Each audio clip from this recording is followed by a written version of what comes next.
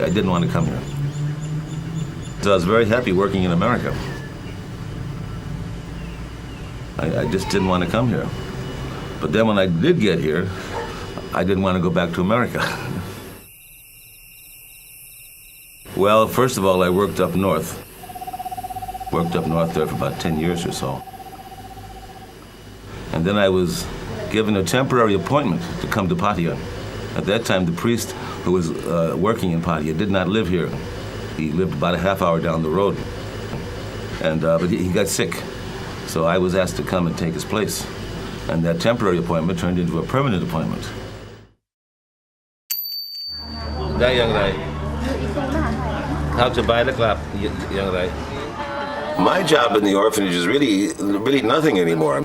In the old days, I mean, I used to drive the kids to school, I used to mix formula, I used to change diapers. But nowadays, I don't do anything. I just sort of sit at my desk and write letters, answer phone calls, meet people. I'm getting all the credit for all the work being done, but I'm not doing anything anymore.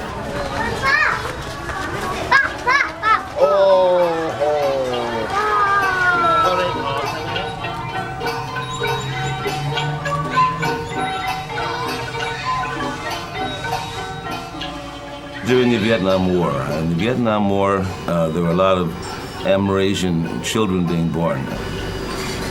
At that time, they weren't wanted, and so people started giving me little kids, and I took them and started off with just a few kids and never imagined it would ever grow as big as it is right now.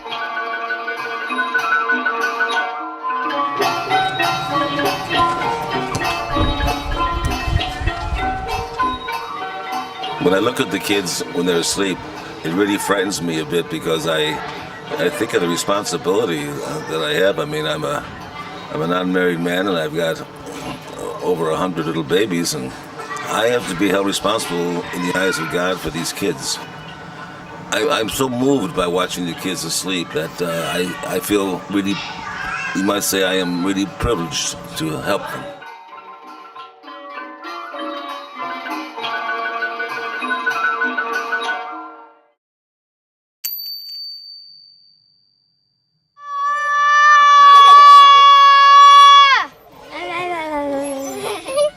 Well, I went around in the area and saw there were many, many kids in villages that the village thought they were insane because they didn't speak.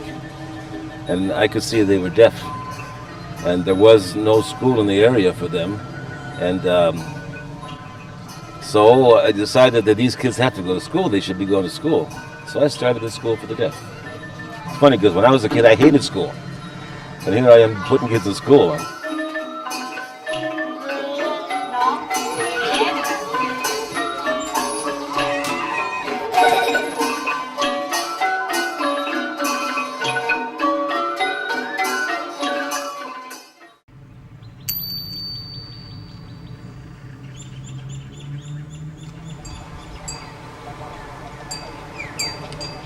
There was no master plan at all. Everything's just sort of happened. So I saw young people begging in the streets and not going to school or anything. Well, if it's an old person, it didn't bother me as much, but to see a young person have to beg because they were handicapped, that urged me to figure out something, and I started the school.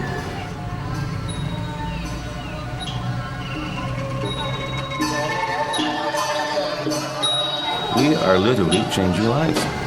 People who couldn't work before, couldn't get a job before, are leaving that school as a professional. They leave with the knowledge of the vocational training that they can have all of their lives. They will be able to use it all of their lives.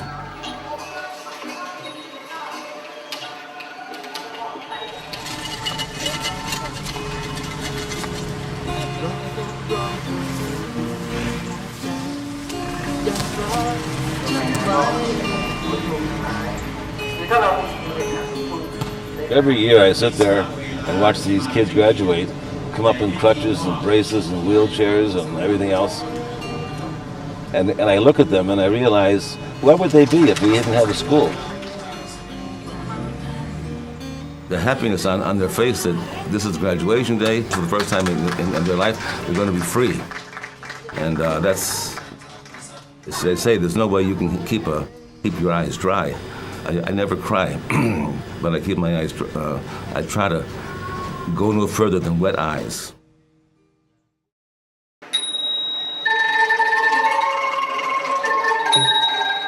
A man offered me a building, and of course I took it. I don't know what I'm going to use it for, but I took it. And shortly after that, this friend of mine, Mrs. Aurora, who's blind, came to visit me, and she is a teacher of the blind. And so out of the blue, I just said, Aurora, why don't you help me start a school for the blind? She said, I'll be happy to.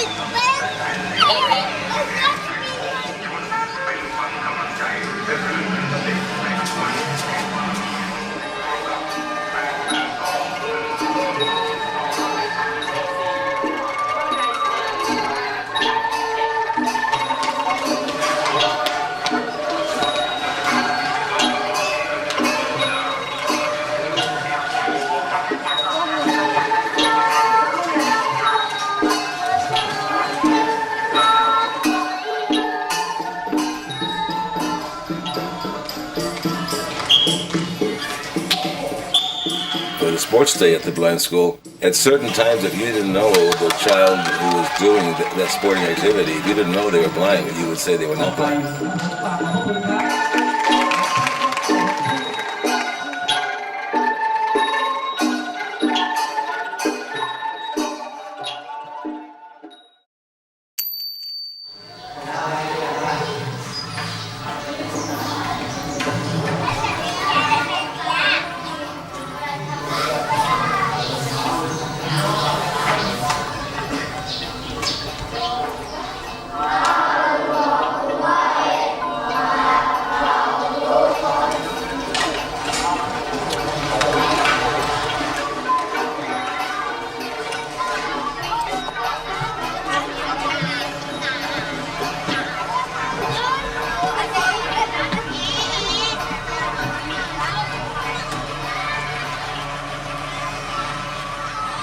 When the kid runs away from home, he will tell you all kinds of reasons why he ran away.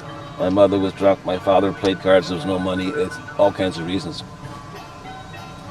When you finally get him into your home and he becomes your friend and you talk to him and he loves you and he understands you and he gives you his trust, he'll tell you that he really didn't feel like he was loved by his mother and father.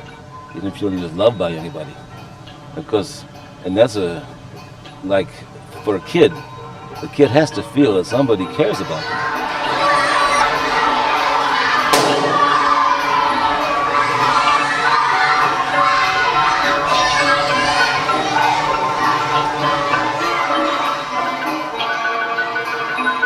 What do you remember, Father Brennan? 23 years. Some of the things he said to me I can't repeat. And so funny. But when he was in a more serious mood, I remember one that he said, you know, we can't change the world. You and I can only change a very small part of it. That's when he was in his more serious mood. The other one is whenever he wanted to leave in a hurry, he would say, I gotta go. Why? I gotta go. I gotta go to bed. Why? Because I've got to get up in the morning and kick ass.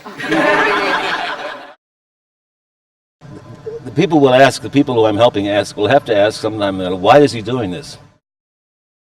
Is it because I'm a humanitarian or a glorified Peace Corps member?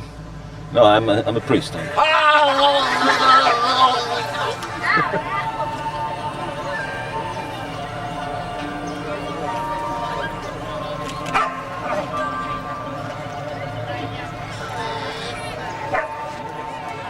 In the beginning, I don't think people really knew what I was doing. They may have thought that I had my own little finger there someplace to get something for myself on.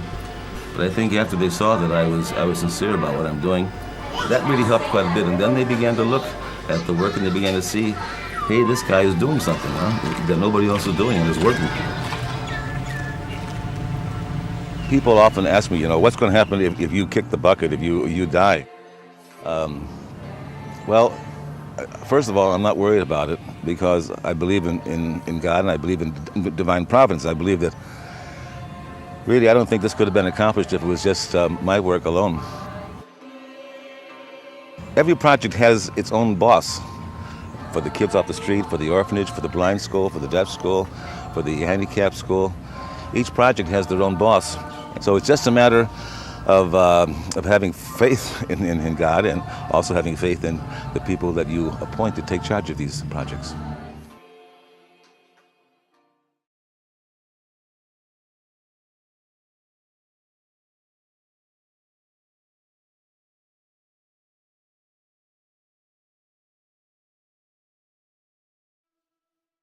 You are an